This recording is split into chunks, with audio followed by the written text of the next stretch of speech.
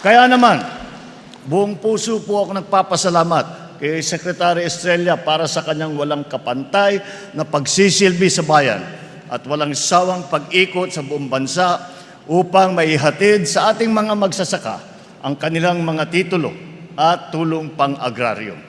Nakagisnan ko ang pagpapahalaga at pagmamalasakit ng aking ama at ng kanyang lolo sa magsasakang Pilipino. Sa tulong nitong programa ng DAR, ipapagpatuloy namin ang sinimulan ng aking ama at ang lolo ni Secretary Estrella. Nilalayo namin makakapagbigay pa ng halos 2,000 titulo sa tinatayang 2,600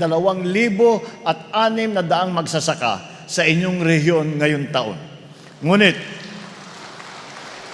hindi ito gaya ng nagdaang panahon. Wala na po kayong taunang bayarin o amortisasyon sa lupang ito. Ang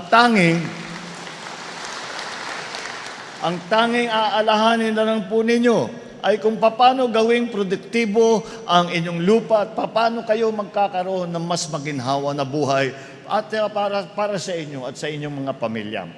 Sa bagong Pilipinas, uunahin po natin ang kapakanan ng mga magsasaka at papalayain natin sila sa sistemang nagpapahirap sa kanilang kalagayan. Sa ating mga benepisyaryo, naway magbukas ito ng iba't ibang pagkakataon upang mapabuti ninyo ang inyong mga sarili at matupad ang inyong mga hangarin para sa inyong pamilya at para sa ating bansa.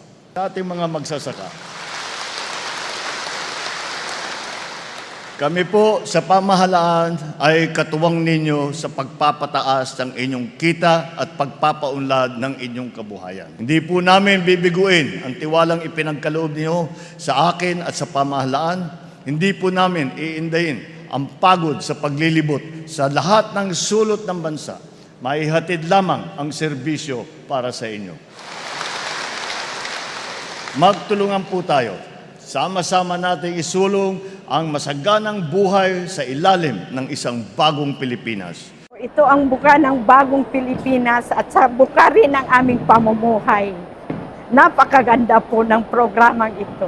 May sarili na po kaming lupain na may sariling titulo. Maraming salamat po sa mahal na Presidente ng Pilipinas dahil po siya lang po ang namimigay sa amin ng sarili naming titulo. Maraming salamat po. Almost 26 years ako na nagsasaka sa lupang aking sinasakahan. Actually, isa akong kinantinoon. At nang dahil sa programa ng ating gobyerno, isa po ako sa pinakamasayang nakatanggap ng collective title noong 1998. Nang dahil sa programa ng ating gobyerno, ako po ay nagkaroon ng sariling lupa, ng split program. Masaya po kami kasi hulog ng langit sa amin yun kasi wala na kaming babayaran sa bangko. Actually, yan ang aming inapunan ng panghanap buhay sa lupa. Maraming salamat po sa ating mahal na Pangulong Ferdinand Bongbong Marcos sa kanyang programa at sa ating DAR Secretary, Conrado M. Estrella III. Sir, maraming salamat po sa programang binigay niyo sa aming magsasaka. Malaking tulong po ito sa amin.